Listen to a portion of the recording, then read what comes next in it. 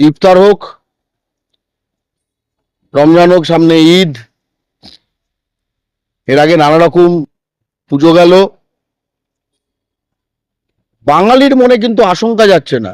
এই সব কিছুর মধ্যে না একটা খচর খচর হয়ে আছে। এই যে যতজন এখানে এই যে বিরাট এত বড় ভাবে যে ইফতারের প্রোগ্রাম করা হলো,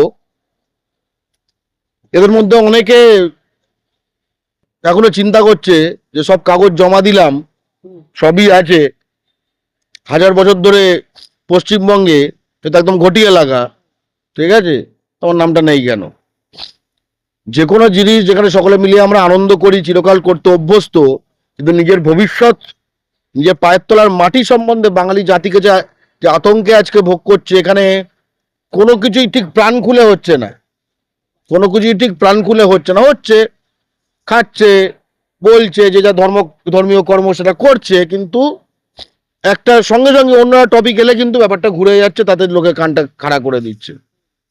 এই যে আমাদের স্বাভাবিক জীবন, তাতে যে ব্যাঘাতটা ঘটছে, শুধু ব্যাঘাত নয়, এর সামনে যে ভয়ঙ্কর অবস্থা সৃষ্টি হতে পারে। এই একবার কিন্তু এই ধরো, এই যে 60 লাখ বিচারাধীন রয়েছে, বেশ কিছু বাঙালি বাদ পড়েছে, এমন নয় যে এইটা ধরো সব ঠেলে ঠুলে কিছু ঢোকানো হলো, কিছু এই হলো, এ চলবে একের পর এক। এটা এটা বাঙালিকে জালে ধরেছে। হ্যাঁ, নতুন নতুন জাল ফেলবে, নতুন নতুন জাল ফেলবে। আর এটার মাধ্যমে যেটা করতে পেরেছে আরো ভয়ঙ্কর, যে নানা রকম কাগজ, ঠিক আছে। ফলে স্পষ্টত এই প্রোগ্রামে একটা কথাই বলবো, বিভিন্ন এলাকায় যারা এই সময় ইফতারের অনুষ্ঠান করছেন, তারা কিন্তু ধর্মীয় অনুষ্ঠানের বাইরেও এই প্রোগ্রামকে এলাকার সকল মানুষকে ঐক্যবদ্ধ করার, ধর্ম বর্ণ দল নির্বিশেষে এটাকে পরিণত করুন। তার কারণটা হচ্ছে যে আগামী দিনে কিন্তু হিন্দু মুসলমান নির্বিশেষে বাঙালির জন্য খুব কঠিন সময় আসছে, খুব কঠিন সময় আসছে। এবং মানুষ থাকলে তবে না ধর্ম থাকবে, মানুষ থাকলে তবে না ধর্ম থাকবে। যে মানুষকে নাগরিকত্ব থেকে বাদ দেওয়া হচ্ছে, ভোটাধিকার থেকে বাদ দেওয়া হচ্ছে, যে মানুষকে বাইরে গেলে যে কোনো সময় পিটিয়ে দেওয়া হচ্ছে, তার মাতৃভাষা বললে তাকে তার প্রাণের আশঙ্কা হয়ে যাচ্ছে, ঠিক আছে, তার তো কোনো ধর্মকর্ম করতে, যে ধর্মকর্ম থেকে যে বাঁচানোর, যে বাঁচার জায়গায় থাকছে না, তাই না? তাই এই সময় বাঙালি জাতি যাতে কিনা তার স্বাভাবিক জীবনে ফেরত আসতে পারে, তাই জন্য প্রতিটি বাঙালিকে এক হতে হবে। বাংলা ও বাঙালির যে শত্রু, কেন্দ্রীয় সরকারের যে নির্বাচন কমিশন, যা কিনা হিন্দি সাম্রাজ্যবাদী বিজেপির অঙ্গুলি হেলনে চলছে, চাগর বলতে পারো একরকম, তাদের প্রতিটি নীল নকশা ব্যর্থ করার একটাই উপায়, প্রতিটি বাঙালির ঐক্যবদ্ধ থাকা। চির ধরলে চলবে না। পক্ষ হচ্ছে একমাত্র সংগঠন যা প্রথম থেকে শেষ অবধি বাংলার প্রতিটি বাঙালি নাগরিকের ভোটাধিকারের জন্য একদম পথে থেকে লড়েছে। এই যে শেষ দিন পর্যন্ত যখন এই জ্ঞানেশ কুমার যখন সে এসছিল, ওয়েস্টিন হোটেলে ছিল, 5 তারা হোটেল, তার বাইরে কিন্তু বাংলা পক্ষ কালো পতাকা নিয়েছিল, প্রতিবাদ করছিল, একমাত্র বাংলা পক্ষ। কোন পার্টির সেটা মনে হয়নি, ঠিক আছে। এর আগে নির্বাচন কমিশনে তার আগের দিন যখন সে করছিল, তখন আমাদের ওখানে বিক্ষোভ ছিল। আমরা প্রথম দিন থেকে, যবে থেকে এই ফাইনাল লিস্ট ইত্যাদি এই প্রশ্নগুলো আসছে, বাংলা পক্ষ বারে বারে নির্বাচন কমিশন অভিযান করেছে, ঘেরাও করেছে, ডেপুটেশন দিয়েছে, মিটিং করেছে। মালদায় আমাদের মিছিল হয়েছে, শিলিগুড়িতে প্রোগ্রাম হচ্ছে, বাংলা জুড়ে এই আজকে যে ইন্টারভিউ করছো, পরশু মুর্শিদাবাদে আমাদের প্রোগ্রাম হচ্ছে, আমরা যাচ্ছি, নদিয়ায় প্রোগ্রাম হচ্ছে। কারণ সারা বাংলা আক্রান্ত, বাঙালি আক্রান্ত।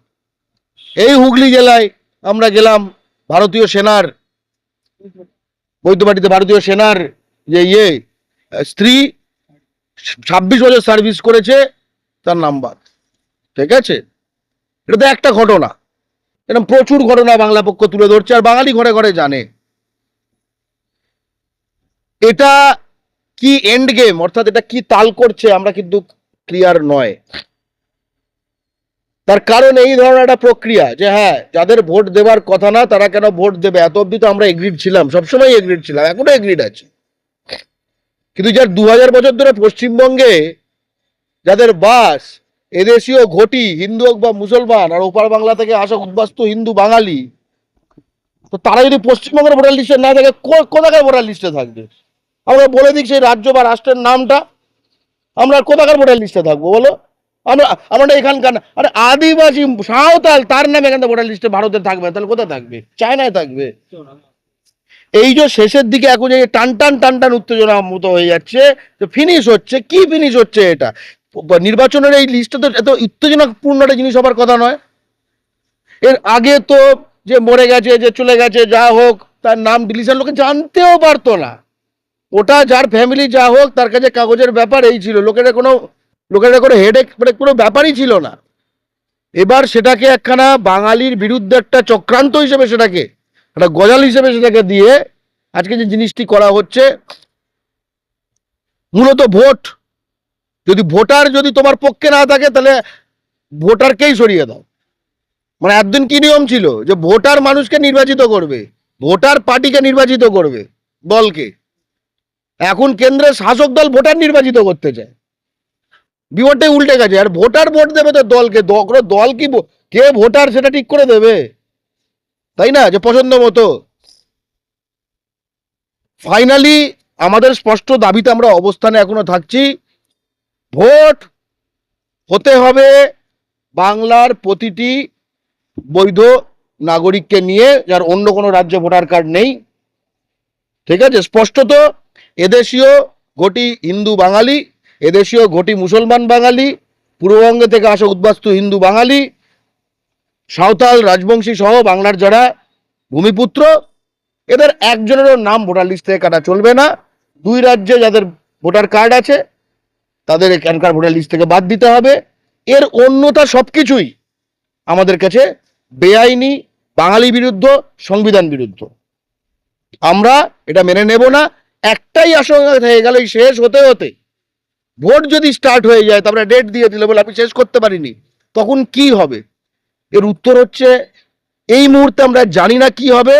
তবে কি হবে এটা কিন্তু ঠিক হবে বাঙালি কতটা ঐক্যবদ্ধ থেকে এই মাঝের সময়টায় পথে গর্জে উঠছে, তার উপর দিয়ে ওটা ঠিক হবে। ওটা কিন্তু এই আইনের মাধ্যমে, কাগজের চাপে, ঠিক আছে, আদালত আর এই পার্টি আর এই নির্বাচন কমিশন এইসব দিয়ে কিন্তু ঠিক হবে না। ওটা বাঙালি কতটা ঐক্যবদ্ধ হয়ে রাজনৈতিকভাবে পথে থাকবে তার উপর ঠিক হবে। যে ঈদ সামনে আসছে, রমজান চলছে, প্রতিদিনের মতো আজকে ইফতারির ব্যবস্থা করা হয়ে গেছে। এখন তো যথেষ্ট সন্ধে পড়ে গেছে, কিন্তু আজকে একটু আয়োজন করি। ইফতারি তো লোকে করছে অনেক দিন হলো, কটা হলো, প্রায় 23টা বোধ হয়, 23টা হলো শুনলাম। এই যে আমাদের স্বাভাবিক জিনিসগুলো, যে জিনিসগুলো আমাদের বাংলায় যে যার ধর্ম হোক, তার ধর্ম কর্ম করা টরা সব কিছু হচ্ছে, কিন্তু এখন মনে একটা খচখচ নিয়ে হচ্ছে, সব হচ্ছে। কিন্তু তুমি দেখো, পুজো হচ্ছে, ঠাকুরকে জল দেওয়া হচ্ছে, ইফতার হচ্ছে, নামাজ পড়ছে, কেউ গির্জায় যাওয়ার হলে গির্জায় যাচ্ছে, সব হচ্ছে, কিন্তু মনের মধ্যে খচখচ করছে, আমার নামটা আছে কি, আর কোন কাগজে হবে, নামটা উঠবে। 60 লাখ কিন্তু কম নয় সংখ্যাটা, তাই না? 60 লাখের মধ্যে যে যার মতো যাকেই ডাকুক, তাই তো, আলাদা করে যদি ডাকো, কিন্তু ওই ডাকার পরে কিন্তু ডাকা বন্ধ হলে তখন কিন্তু নিয়মবদ্ধ ঐক্যবদ্ধ হয়ে থাকতে হবে। তা নাহলে কিন্তু ওই 60 লাখের কারুর নিস্তার নেই। যারা ডিলিটও হয়ে গেছে 60 লাখের বাইরে বাঙালি, তাদেরও নিস্তার নেই। এই সময় আমাদের ঐক্যবদ্ধ থাকার সময়। অনুষ্ঠানই তেমন যে একসাথে খাবে, অনুষ্ঠানের রূপটাও সেরকম, যেটা আমাদের ঐক্যবদ্ধ হবার জন্যই যেন তৈরি, যে সকলে একসাথে খাবে। আমরা বাংলা পক্ষ তরফ থেকে একটা কথাই বলতে চাই, সকলে এই যে এখানে যে এবার ইফতারি হলো, পরের বছর যখন এর প্রোগ্রাম হবে তখন যেন মুখের মধ্যে একটু আলো থাকে, একটু জ্যোতি থাকে, একটু ইয়ে থাকে। এই যে মনটা দমে আছে, অনেকের দমে আছে, একটা আশঙ্কা, একটা অজানা, এটা কোনো কথা হলো? আমারও, আমি যে হেভি এখানেই তো সব এসে গেছে। একটা এখন এমন হয়ে গেছে অপরিস্থিতিটা বাঙালি জাতির, যে উচ্ছ্বাসে কেউ থাকলে সেটা অস্বাভাবিক মনে হচ্ছে। তো এত আনন্দ কি রে ভাই? আমার আশপাশে এতগুলো লোক সামনে আশঙ্কায় ভুগছে, এত আনন্দ কিসের? তাই না? ঘটনাটা সেরকম। এত যদি খুব আনন্দ হয়ে থাকে, ঠিক আছে ভাই, না বাবার বিয়ে লেগেছে, তাহলে বুঝবেন সে কিন্তু তার নিজের জাতির এতগুলো লোক কাঁদছে, তা নিয়ে কোনো তার চিন্তা নেই।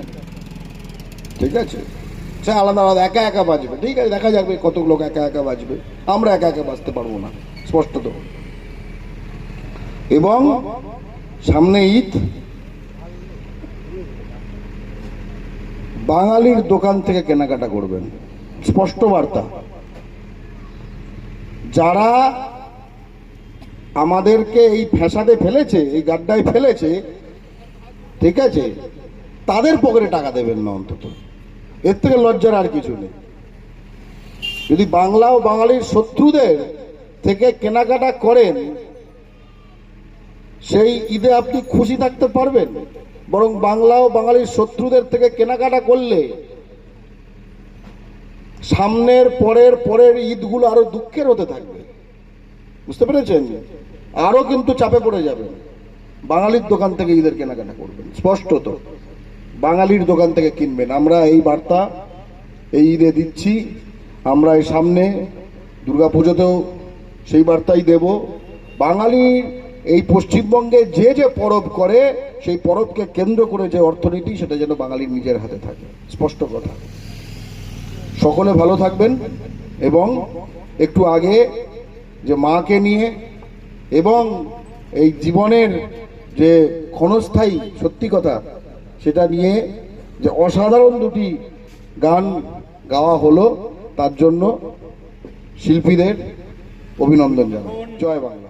বাংলার মাটিতে বহিরাগত শক্তি, যারা বাংলার চিরাচরিত যে পারস্পরিক সহাবস্থান এবং একসঙ্গে থাকা, এই জায়গায় আঘাত করতে চাইছে। কারণ আমি নিজেও হুগলি গ্রামের ছেলে, মুসলিম পাড়া হিন্দু পাড়া সব পরপর এবং মাঠে ঘাটে একসঙ্গে কাজ করে, একে অন্যের জমিতে কাজ করে, একসঙ্গে ফসল ফলায়। এই যে বাংলার চিরাচরিত সংস্কৃতি এবং সভ্যতা পরম্পরা, এটা কোথাও আঘাত করতে চাইছে বিভিন্ন বাইরে থেকে বিভিন্ন শক্তি এসে। আমরা দুর্গাপুজো একসঙ্গে পালন করি, আমরা ঈদ একসঙ্গে পালন করি। বাংলায় ধর্ম, সকলের ব্যক্তিগত বিশ্বাস, সকলের নিজস্ব যে আচার অনুষ্ঠান, সেগুলো তেমন করে চলুক, কিন্তু কোথাও গিয়ে আমরা ধর্মের যে হিন্দু মুসলমান, তার উপরে বাঙালি হিসাবে যখন আক্রান্ত, বাঙালি হিসাবে যখন ভোটাধিকার, আমাদের নাগরিকত্ব প্রশ্নের মুখে বাঙালি হওয়ার জন্য যখন অন্য রাজ্যে আমরা মার খাচ্ছি, তখন আমাদের ঐক্যবদ্ধ হয়ে বাঙালি হিসাবে চাকরির জন্য, কাজের জন্য, নিজের মাতৃভাষার জন্য, নিজের রাজ্যে নিজের অধিকারের জন্য আমাদের একসঙ্গে কাজ করতে হবে। এবং বাংলায় এই যে পারস্পরিক বোঝাপড়া, একসঙ্গে থাকা, একসঙ্গে কাজ করা, একসঙ্গে আয় করা এবং উৎসবে মিলেমিশে থাকা, এটা আমাদের চোখের মনির মতো রক্ষা করতে হবে। এবং বেঁচে থাকুক বাংলা, বেঁচে থাকুক বাঙালি। সকলের খাদ্যে স্বাধীনতা, ধর্মের স্বাধীনতা, পোশাকের স্বাধীনতা এবং সর্বোপরি বাঙালি হিসাবে এই ভারত রাষ্ট্রে প্রথম শ্রেণীর নাগরিকত্ব নিয়ে আমরা মাথা উঁচু করে বেঁচে থাকি, এই আশা রেখে খুব গর্বিত মনে করি বা করছি যে আজকে আপনারাও সকলে এসেছেন এবং গ্রামবাসী সকলেই আমার দাওয়াত কবুল করেছেন। আমি খুব খুশি। আপনারা আমাকে দোয়া করবেন যে আগামী বছরও এইভাবে দাওয়াতে ইফতারের প্রোগ্রাম যাতে আমি করতে পারি। বাংলা পক্ষ যেটা বলছিল ঐক্যবদ্ধ হওয়ার কথা বলছিল। অবশ্যই জরুরি। বাংলা ও বাঙালির নিয়ে চিন্তা ভাবনা করতে হবে, বাঙালিকে ঐক্যবদ্ধ হতে হবে। এটাই ভারতের জাতীয় সংগঠন বাংলা পক্ষর সিদ্ধান্ত। সমস্ত বাঙালিকে মেনে নিতে হবে। হাসপাতাল মানে কবে উপহার পাবে এলাকার মানুষ, পরিষেবা লাগবে সময় সাপেক্ষ। দেখুন, এখন তো সময় লাগবে, তবে আমার যেটা চেষ্টা আছে যে 1 বছরের মধ্যে পরিষেবা আরম্ভ করে দেবো। ঠিক আছে।